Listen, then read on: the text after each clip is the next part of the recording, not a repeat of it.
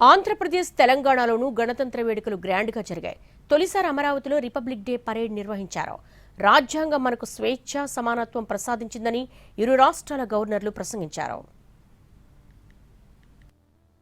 Secunderabad parade ground లో భారత 77వ republic day celebrations ఘనంగా జరిగాయి.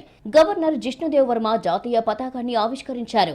ఈ కార్యక్రమానికి స్పీకర్ గడ్డం ప్రసాద్ కుమార్, ఉప ముఖ్యమంత్రి భట్టి విక్రమార్క, మంత్రులు, ఉన్నతాధికారులు హాజరయ్యారు. భద్రతా బలగాల నుంచి గౌరవ వందనం స్వీకరించారు గవర్నర్.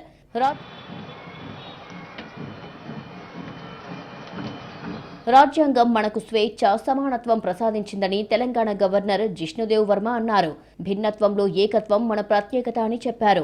ప్రజా ప్రభుత్వం హైదరాబాద్ ఇమేజ్ పెంచేలా తెలంగాణ రైజింగ్ డాక్యుమెంట్ 2047ను ఆవిష్కరించిందన్నారు.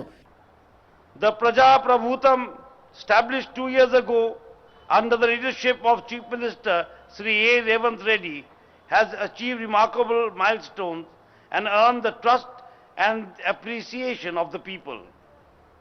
On the occasion of completing 2 years, the government took a bold and visionary step by launching the Telangana Rising Vision 2047 document.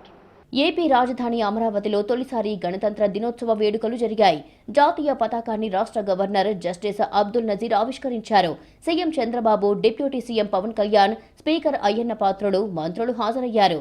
High court సమీపంలో ప్రత్యేకంగా ఏర్పాటు చేసిన మైదానంలో వేడుకలు నిర్వహించారు. పరేడ్లో పాల్గొన్న 11 దళాల నుంచి గవర్నర్ గౌరవ వందనం స్వీకరించారు.